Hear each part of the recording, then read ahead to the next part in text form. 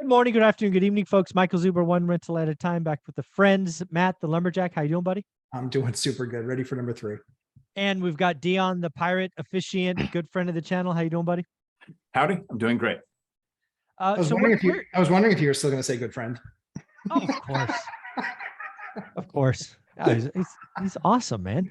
Folks, he is recording one rental at a time for Audible. He has already recorded and released 15 conversations for real estate millionaires. He will be my friend forever because I'm not recording. I'm not going to. Because you're not doing it. I'm not doing it. I'll have to listen to it again. And we call them alligators. Dude, I spent $5,000 on that. Yeah. Yeah, that sucks. Worst $5,000 I ever spent in my life. And I have lit money on fire. That might be the worst $5,000 I ever I was spent. like, sorry, what? It's good. Anyways, you know, it's funny. Sometimes we tackle topics that we generally don't have a huge domain of experience in, which this is going to be one of them. But I do think our general knowledge of 67 years of experience, I think it's worth the discussion. So what I want to talk about here is what should flippers do? And we're gonna have two sections of this. The first is what should flippers do if they have active inventory listed today and it's not selling?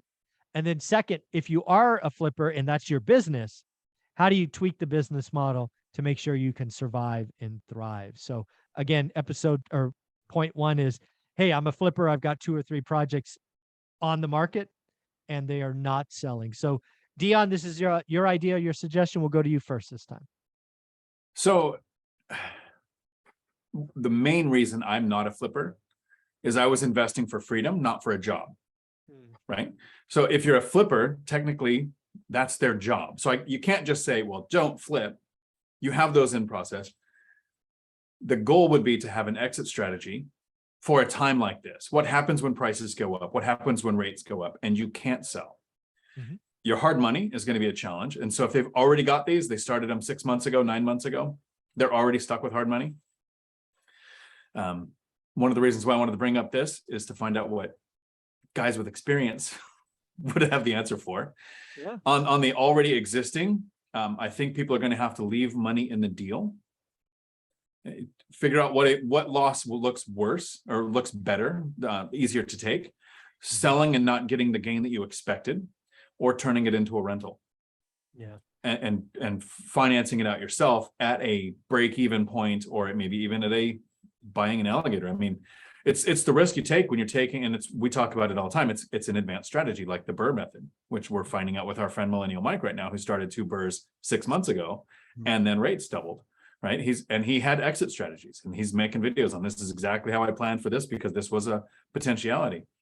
I think the people that are in the most danger started in the last 2 years.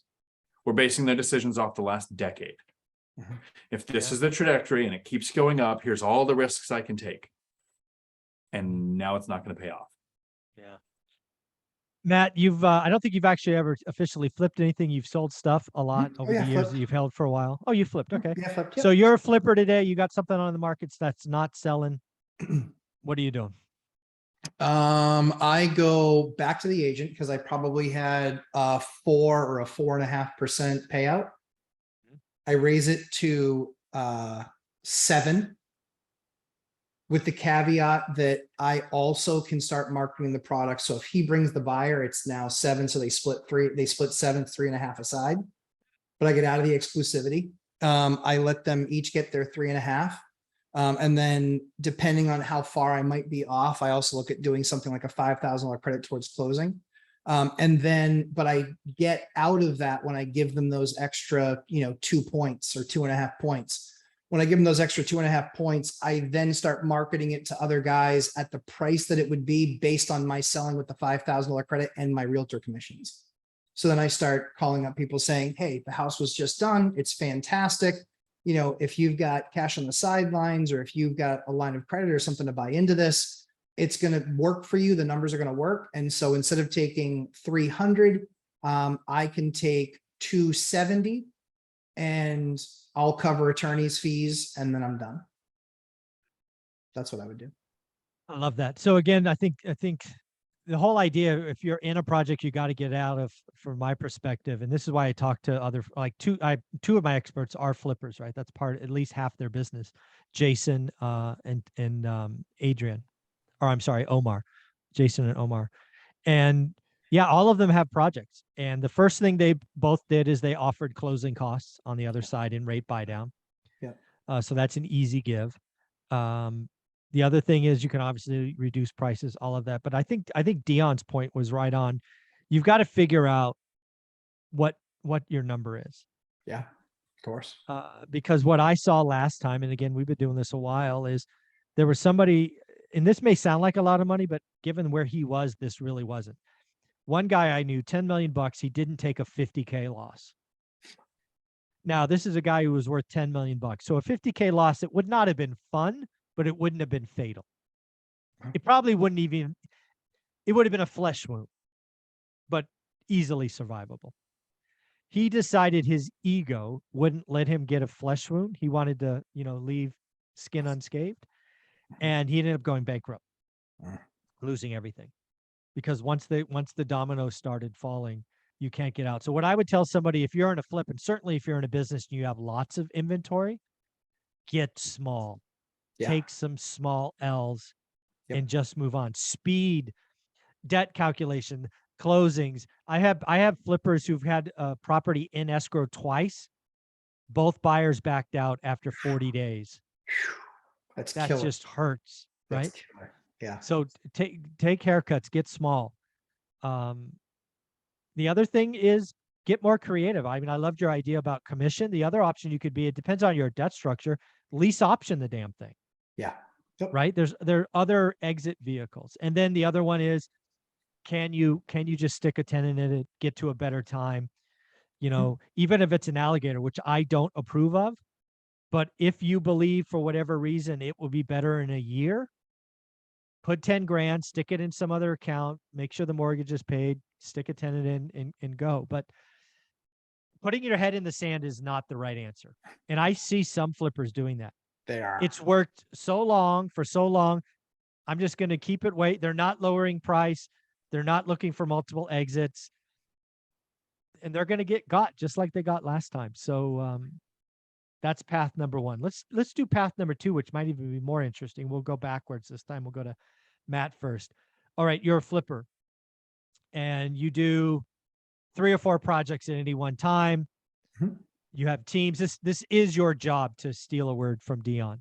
Mm-hmm. What do you do in this environment? Because you're not stopping. That's how you pay the bills. But what do you do to protect yourself and maybe come out of this even stronger? I think you don't fight the tape. You just don't fight the tape. At the end of the day, I would ideally if I've got 2 or 3 of these going on, and that's kind of been my cadence to getting these things done, I would be letting everybody know, hey, when we're finished with this one, we're going to have to take a break. We're going to have to take a break, see exactly what's going on in the market. If that's what I don't like about only being a flipper, because for me, I get to do the best use of capital. And so right now, the best use of my capital is rehabbing units and then getting larger rents. It's not buying the next asset. We have one that we're actually engaged in right now because it's a very unique property.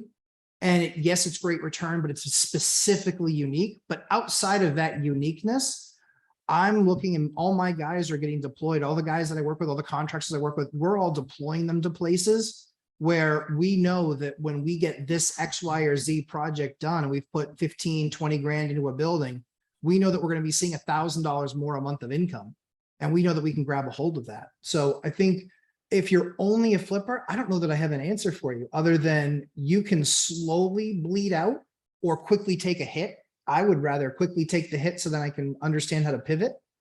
But I don't, like I said, for me, I haven't dealt with a lot of guys that are only flippers.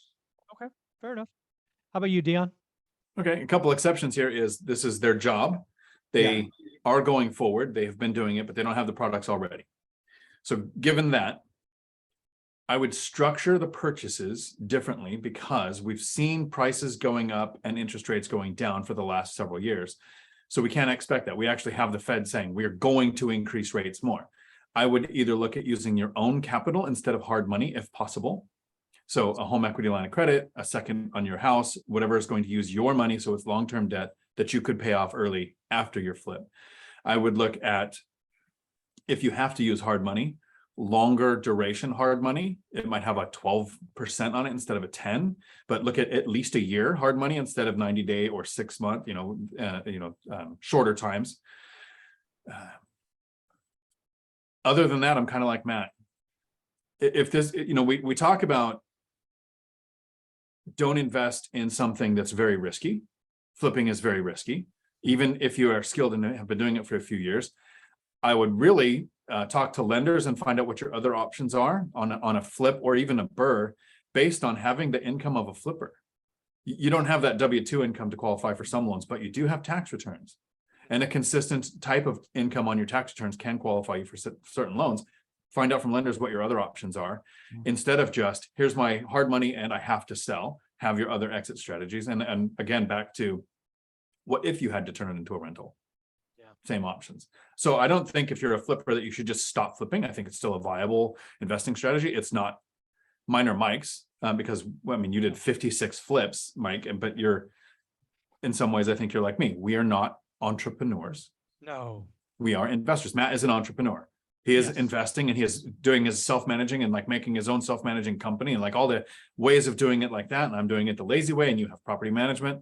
So if I was going to be a flipper, that to me is an entrepreneurial mindset. And I think they're just going to have to find ways to plan for prices to go down and rates to go up. Because if you plan for the worst and you have a plan that will work, it could be better. Yeah. Yeah. So again, I talked to a lot of flippers. A couple of things I've been telling them for a while. So hopefully if they watch this, they've heard this before. First, you got to protect yourself. So what does that mean in my world? You got to buy the right kind of stuff. Said simply, the luxury market is dead. Anything that's 2x the median, I wouldn't touch with a 10-foot. I wouldn't touch with your money, right? Yeah. That's kind of what I think. So again, don't buy that product. I don't care if it's, I don't care. You're not flipping $1 million home in Fresno. That's a $400,000 average. That's just stupid. Stop it. Second, you've got to buy better, right? A lot of people, there was an old, buy at 70% of ARV. ARV is after repair value. I would tell you in the market we're in now, if you're not buying at 60% or lower, don't do the deal. So don't stop flipping, buy better. If you haven't learned in real estate, you make your money when you buy. You recognize the money when you sell, but you made it when you bought. So buy better. The next thing I would tell a flipper today, again, staying below the median, is change your in buyer. Your in buyer used to be non-FHA, VA, just, cash, this, that, the other. I would be designing product only for FHA and VA buyers, which means you probably don't have to upgrade as much. It has to be clean, of course, as it should be, but you don't need all the extras, and the extras cost. So, if you have to lower the price point 15 grand, but you save 7 grand in costs, there you go. The other thing you got to realize is you have a 90-day seasoning rule with FHA. So don't rush in and get a project started that it takes 30 days and you just got to sit on it for 60. I would do my trash out and then not even start the project until day 64, right? Because I don't want, when my finished product is done, I want to list it. I don't want a finished product vacant. I don't mind if a dump is vacant, but not a finished product. Next thing I do, if I had a flipping business, is I might try to offshoot. I might create a remodeling business. What if I can keep my team, which I want to keep, I feel I owe, maybe they're even family members. Maybe if we do a couple of remodels, it kind of removes the stress of the situation. So that would be something I do. Then the next one is I might change, like if you're using private money or hard money, I might try to change how I borrow, right? If you hear my story, back in 2010, I was paying 10 and 12 points for private money. When I was doing my flips, right, in 18 and 19, 17, 18, 19, I didn't want to pay 10, 12 points for private money. I didn't have to. Instead, I paid 6 and then gave 20% of the upside. So be willing to give rid of the upside. And then absolutely, if anybody's out there being Dave Ramsey right now with 90-day debt, you deserve to lose everything. Yeah. No 1-year debt, no 90-day debt. That's suicide in this environment. So I think there's lots of things flippers can do. I just think you need to buy better. You need to different. You might need to create a new business for remodeling. I think there's lots of things you can do. I still think flipping is great. If you buy at 50% of ARV, it's hard to lose money. Right. So, those are some things to think about. Dion, where can people find you? Right here on YouTube, Dion Talk Financial Freedom. And Matt? Lumberjack Landlord, YouTube and Instagram, 11:30 a.m. Eastern time on Sundays. We do live streams. Awesome. Thanks, guys. Thanks. Ciao.